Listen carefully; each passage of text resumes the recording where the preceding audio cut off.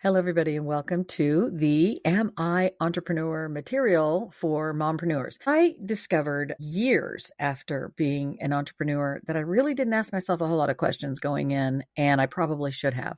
So I set up this little workshop just to help people walk through the process of deciding, am I really work at home material? Okay. So I'm going to go ahead and share my screen with you guys, and I'm just going to walk through this presentation. Am I an entrepreneur? Okay. So, first thing you need to know is just a little bit about me. My name is Lisa Schaefer. I have been a serial entrepreneur most of my life, but definitely for the last 33 years. I just fell in love with the idea of being self-employed. That's basically what happened. And a lot of that has to do with my past. My mother was not self-employed, and she, on her own, took care of two small children and worked her tail off. We had absolutely no support from a missing father. She did everything to take care of us. And I think that forced me to decide very early on that I did not want to be in that situation. I wanted to have more control of my finances. So I am a wife. I've been married since 1985. I'm the mother of three beautiful children and a grandmother to four, count them, four beautiful grandbabies. I homeschooled my own children for 25 years. And since 1985, I have worked as a CNA, CMA, restorative therapist, home health aide. I've done activity directing. I've been a social services designee. And in 1989, I found my dream job. I became an on-air personality on the radio. And that is one of those things that's just in your blood. You either love it or you hate it. And funny story, went into the studio that day thinking I was going to be cleaning because I thought that's what the station manager wanted from me when he said, hey, pop into the studio on Saturday. Showed up and he wanted to put me on the air. So it was kind of a surprise, but I did fall in love with it and I still love it to this day. As you can tell, I'm behind the microphone and I'm probably happier here than I am just about any place else. I worked on the air for about 10 years. As I got started with that, we also adopted our first child and I decided I wanted to work from home. So I started network marketing with the thing everybody was doing from home at the time, which was Tupperware. Now they are no longer doing multi-level marketing sales and they're not doing shows and parties and that sort of thing. You now buy Tupperware. You can buy Tupperware in all kinds of places. I also tried some other things, several other multi-level marketing businesses that I just decided the multi-level marketing shindig was not really a good fit for me. But in 1992, as I became a network marketer because my baby was born, we also purchased and started working a commercial cleaning service. It's called L&L Cleaning. We're still in business today, 33 years in February of this year, 2025. And I also started operating an environmental wellness strategist business called Everyday Eco Way, where I help families clean the toxins out of their home. And then, of course, I started working Integrity Events, which is a craft show planning, event planning business. The dream job is still being behind the microphone, teaching other people. I wrote two books, Discarded, A Daughter's Journey to Reclaim Freedom and Forgive the Father Who Left Her Behind. And the second book, that's a Bible study. And the second Bible study is called A Christian Victim's Guide to Forgiving the Unforgivable. I started podcasting in February of 2024. So I just hit my anniversary this year.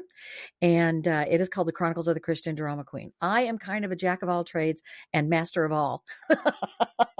You've heard people are jacks of all trades, but masters of none. No, that's not me. I tend to be the master of all. So I humbly submit that to you. But when I decided I wanted to work from home, I didn't really ask myself the right questions, and I wish I had. So today, what I'm going to do is I'm going to walk you through some of the things that I wish someone had walked me through back when I was deciding if I wanted to be a work-at-home mom, if I wanted to be an entrepreneur, if I wanted to have some sort of brick-and-mortar business or whatever.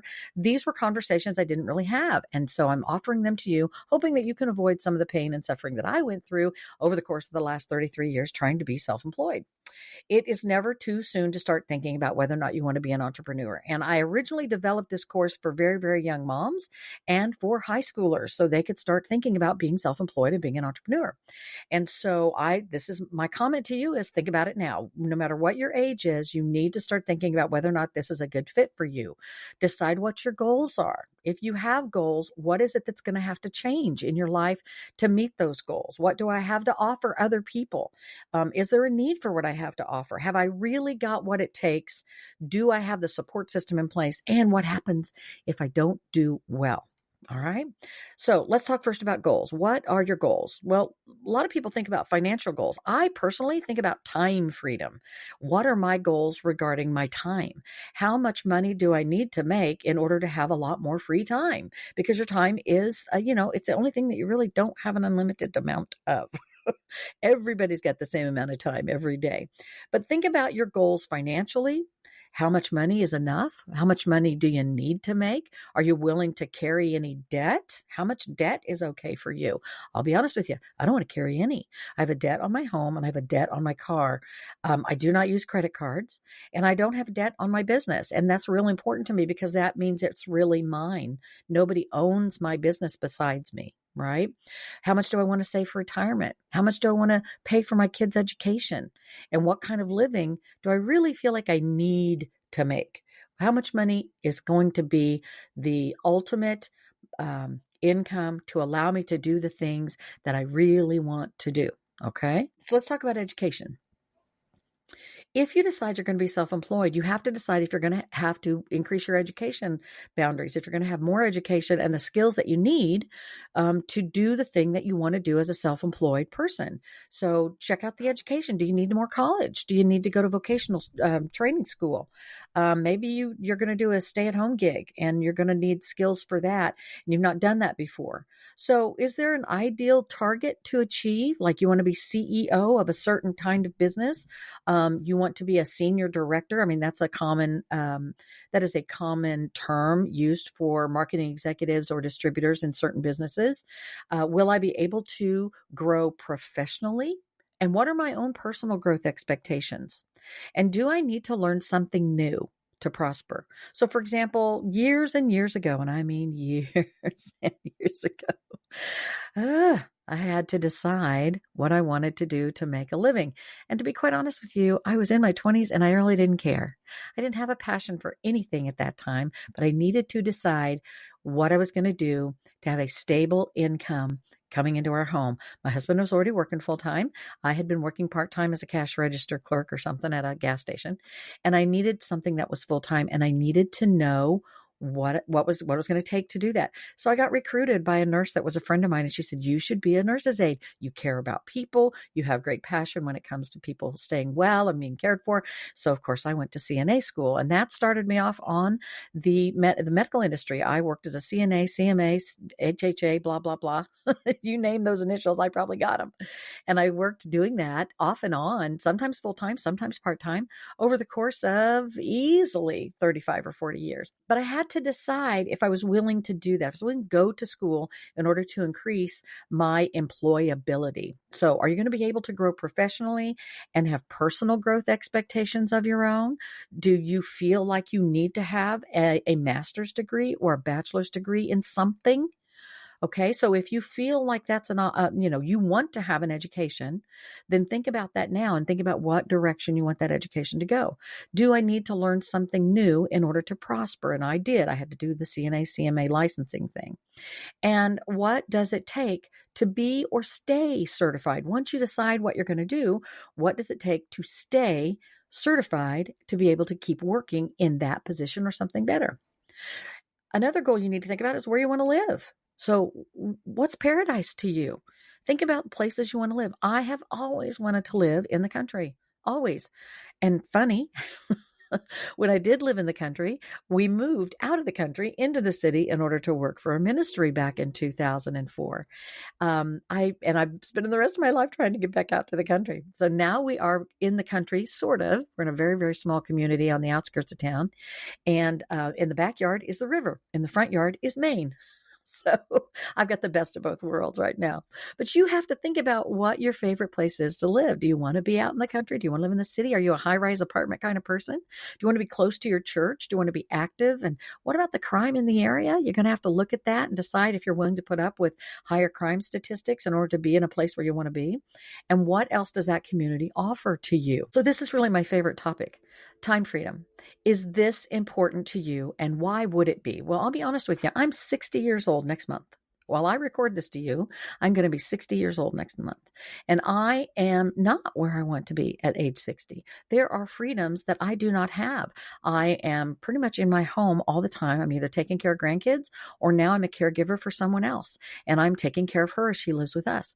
So I don't have a lot of time freedom. If I had my way now, I'd probably make enough money to be able to afford a caregiver to do the work that I'm currently doing as a caregiver. I would make enough money in order to keep my grandchildren at home or private schooled or whatever. There are just some things that I think I would do differently now that I know. If I'd known I was going to be here at 60, I'd have done something else on the way to getting here. Does that make sense? So think about your time freedom. Do you want to have vacations and travel and the freedom to do that and work on your own terms? Do you want to work hard today doing things that other people will not do so that you can have things that other people will not have?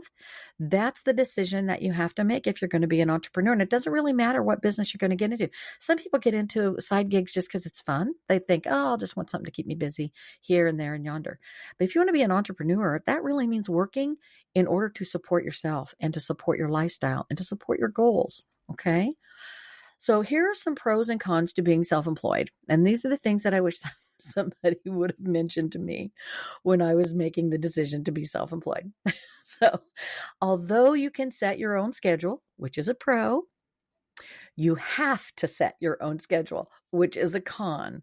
Now, I struggle with this. We now call this establishing rhythms. Okay. We don't always call it block planning or block calendar planning. We call it establishing personal rhythms. And I'll be honest with you, I stink at this. I have always been very, very inept when it comes to establishing a calendar and sticking to it. Now I homeschooled kids 25 years and we were very flaky when it came to the schedule. That was the way we wanted it to be. We wanted to be very relaxed, and it was a very relaxed homeschool. We did a lot of reading together. We did a lot of chasing squirrels. We got excited about a certain topic. Even if it wasn't in the plan, we chased the topic and we enjoyed that. And we loved learning that way. But I will tell you, as a business owner, self-employed entrepreneur that wants to have certain goals met financially, you got to control your calendar. And so although a pro is that you've got some flexibility, a con is that you really have to schedule the work time and you've got to stick to it. So you've got to be self-disciplined enough to do that. Although many typical expenses can be tax deductible, that is a pro. The IRS insists on proof, and that is a con. So what that means is there are all kinds of receipts that have to be kept, things like mileage and supplies and office equipment, furniture and cell phones and all of that stuff. It's all deductible, but you got to organize those receipts and you got to be pretty good at record keeping. So this kind of goes back to the self-discipline in regard to your planning. You have to be able to plan your work your plan, and be organized. All right. And if you know you're not organized, find someone to help you that can. There's nothing wrong with finding a bookkeeper or an accountant or somebody that can help you with that. And now we have all kinds of access to apps on our phone, taking pictures of receipts, categorizing right away. That still takes time. But if you're one of those people that has trouble with paperwork, and if you looked at my desk right now, you would know I am one of those people. Then maybe you need to look at having an app for your phone to do some of that bookkeeping or hire somebody. Okay. Although you can decide when to take a vacation, which is a pro, you're probably rarely going to get one. So I've been self-employed with my cleaning business for 33 years almost this year. We have worked at just a few hours a week and we have worked at full time. We've kind of been very, as we decided we wanted to make more income, we would build the business up. If we decided we wanted more time, we would let the business go a little bit. So you have to decide about that. But listen, having the freedom to take the vacation is not the same as really being able to take it. And so, although you can decide with what your time is and when you're going to take, you're probably not going to get one, especially in the early years when you're building a business. If you're serious about being an entrepreneur, you're probably not going to get a whole lot of vacation time. Okay. Because somebody's got to manage your business. And I'm currently to the place where I've got employees that work for my cleaning service and I take care of them. And that does give me more freedom to do the podcasting and the writing and the Bible study mentoring and helping people through that. I have clients that do that, but I still have to manage my business and I have to make sure that my employees are capable of running things if I'm going to take a vacation.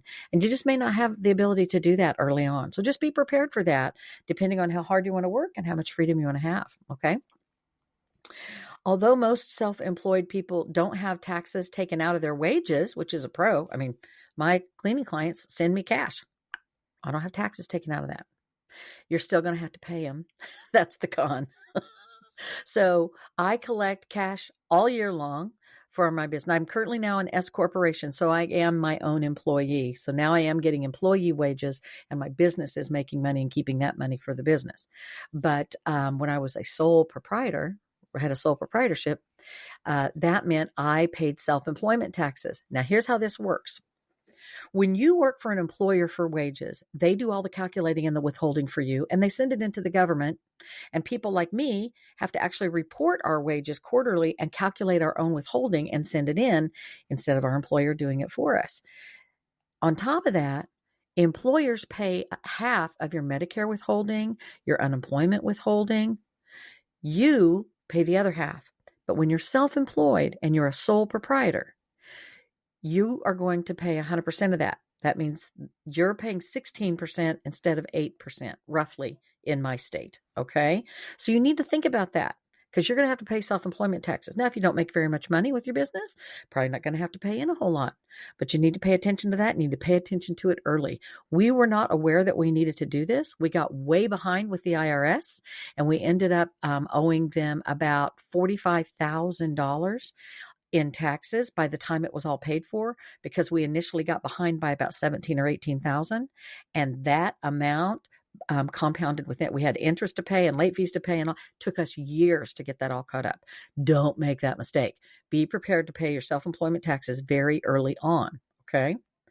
Now let's talk some more about whether or not you can be an entrepreneur. And if you're ready to do that, think about what you have to offer. So what is it that you have a passion or desire to do? Be creative. Think about things you really love. Can you make a business out of baking because you love baking?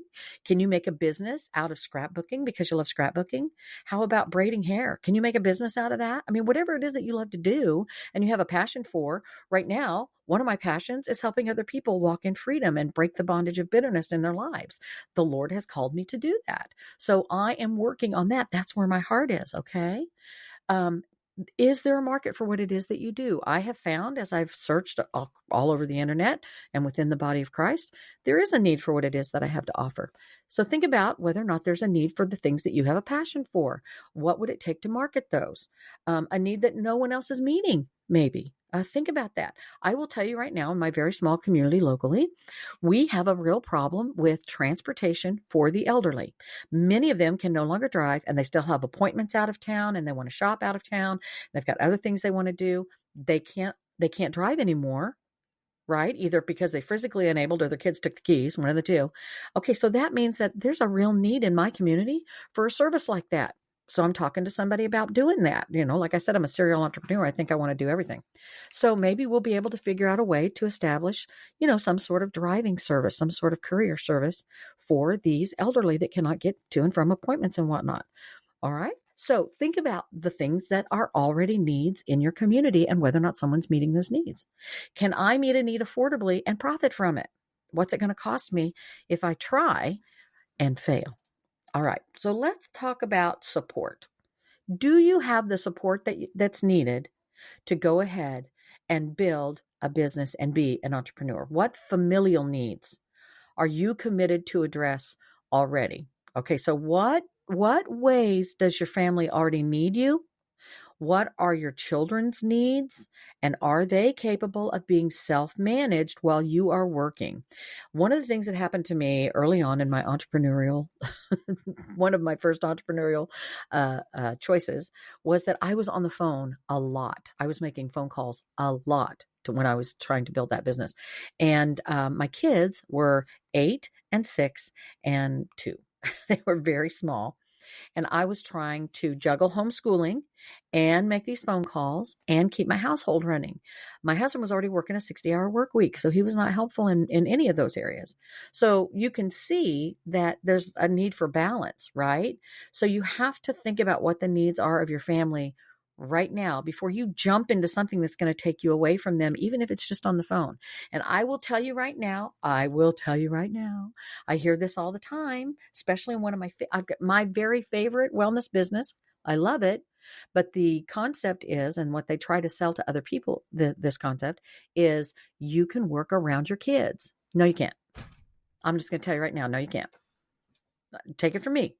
They can be in the room, they can be around you, but I'm telling you right now, if you really want to succeed in whatever your entrepreneurial